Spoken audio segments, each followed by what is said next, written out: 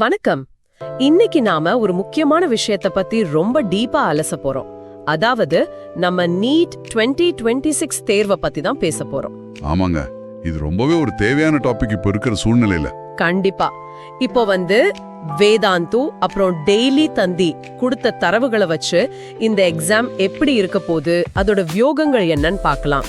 முக்கியமா சொல்லணும்னா 2024ல மட்டும் சுமார் 24 லட்சம் பேர் இந்த தேர்வுக்கு அப்ளை பண்ணிருக்காங்க. 24 லட்சமா? கேட்கவே ரொம்ப பிரமிப்பா இருக்கு. அதான் உண்மை. ஒரு நிமிஷம் யோசிச்சு பாருங்க. உங்க கூட 24 லட்சம் பேர் அந்த ஒரு இடத்துக்காக போட்டி போடுறாங்க. 180 கேள்விகள், 180 நிமிடங்கள். எனக்கு என்னமோ இது ஒரு T20 கிரிக்கெட் மேட்ச் மாதிரி தான் தோணுது. கரெக்ட். அந்த T20 ஒப்பீடு ரொம்ப ஆப்டா இருக்கு. ஏன்னா இங்க ஒவ்வொரு மார்க்கும் அந்த ஆட்டத்தோட போக்கியே மாத்திரும். மொத்தம் 720 மார்க்ஸ் இல்லையா? ஆமா. இதுல பாத்தீங்கன்னா பயாலஜி, அதாவது உயிரியல் மட்டுமே 50% மார்க்க கவர் பண்ணுது. அதாவது 360 மார்க்ஸ் பயாலஜில இருந்தே வந்துரும். பிசிக்ஸ் அப்புறம் கெமிஸ்ட்ரிக்கு தலா 180 மார்க்ஸ். வெயிட், ஒரு நிமிஷம்.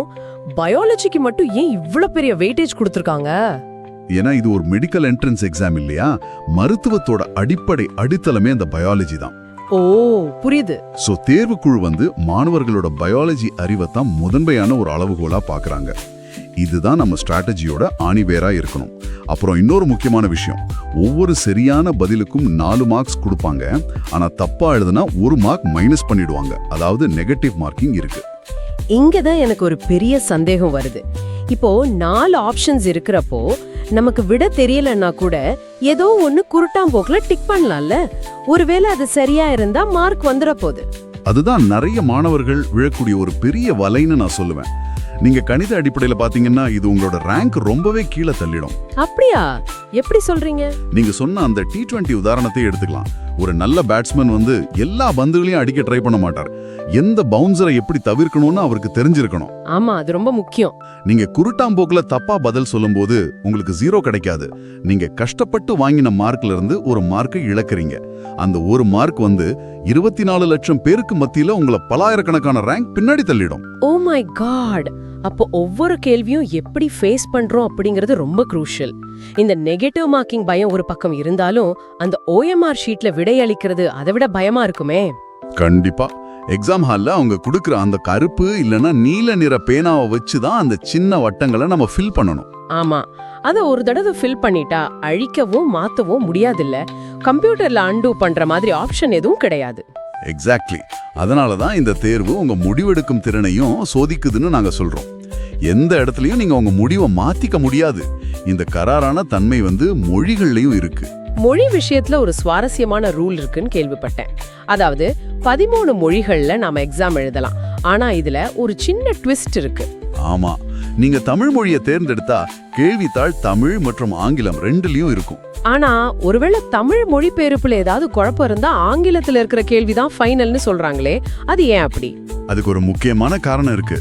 அறிவியல் கலைச்சொற்களை, அதாவது சயின்டிபிக் டேர்ம்ஸ பிராந்திய மொழிகள்ல மொழிபெயர்க்கும் போது சில நேரம் அதோட அர்த்தம் மாறலாம். ஓ, ஓகே. அதனாலதான் இங்கிலீஷ் வெர்ஷனை ஃபைனல்னு வச்சுக்கிறாங்க. ஆமா, ஆங்கிலத்தை ஒரு நிலையான அளவுகோலா வச்சிருக்காங்க. ஒரு கேள்வி உங்களுக்கு தமிழ்ல புரியலனா உடனே இங்கிலீஷ் கேள்வியை படிச்சு புரிஞ்சுக்கிறது உங்களுக்கு ஒரு சேஃப்டி நெட் மாதிரி செயல்படும். சரி, இப்ப ஸ்ட்ராட்டஜிக்கு வருவோம். நான் எப்படி இதையெல்லாம் பிளான் பண்ணி படிக்கிறது? உதாரணத்துக்கு +2 பாடங்களை மட்டும் நல்லா படிச்சுட்டு எக்ஸாம்ல ரொம்ப கஷ்டமான பாடத்தை முதல்ல எழுதி முடிச்சுட்டா டென்ஷன் குறைஞ்சிடும் இல்ல? அதாவது ஒரு பேண்டேட ஒரே அடியா பிச்சு எடுக்கிற மாதிரி சொல்றீங்க. ஆமா, அதேதான். அது ஒர்க் அவுட் ஆகுமா? கேக்குறதுக்கு இது ரொம்ப லாஜிக்கா இருக்கலாம். ஆனா டேட்டா வேற மாதிரி சொல்லுது.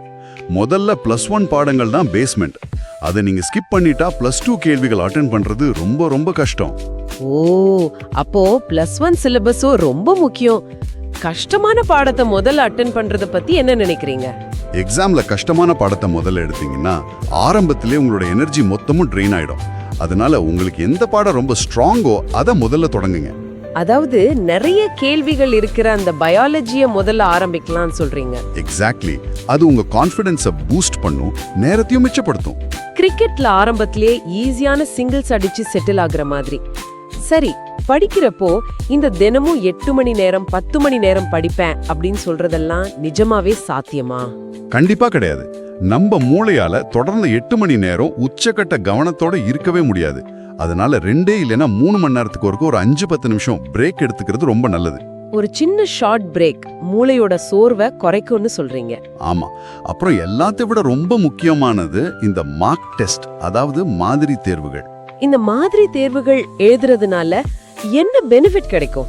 இது உங்க நாலேஜை சோதிக்கிறதுக்கு மட்டும் கிடையாது, சரியா அந்த 180 நிமிஷம் உங்க மூளையை எப்படி ஒருமுகப்படுத்துறது அப்படிங்கிறதுக்கான ஒரு ரிஹர்சல் இது. சூப்பர். அப்போ நீட் அப்படிங்கிறது வெறும் மனப்பாடம் பண்ற தேர்வு கிடையாது. எந்த கேள்வியை அட்டெண்ட் பண்ணணும், எதை விடணும் அப்படிங்கிற ஒரு ரிஸ்க் அசஸ்மெண்ட், அப்புறம் டைம் மேனேஜ்மெண்ட், இது ரெண்டும் தான் முக்கியம். மிக துல்லியமா சொல்லிட்டீங்க. அந்த கடிகாரம் ஓடிக்கிட்டு இருக்கும்போது உங்களை நீங்க எப்படி ஹேண்டில் பண்றீங்க அப்படிங்கறது தான் உங்க வெற்றியே தீர்மானிக்கும். ரொம்ப அருமையான விளக்கம். இத கேட்டுட்டு இருக்கிற உங்களுக்கான இறுதியான சிந்தனை இதுதான். நீட் தேர்வு உங்க மருத்துவ அறிவை மட்டும் சோதிக்கல, எந்த பதற்றமும் இல்லாம அந்த 180 நிமிஷத்துல உங்களோட உளவியல் உறுதி மற்றும் முடிவெடுக்கும் திறனையும் சோதிக்குது. கண்டிப்பா.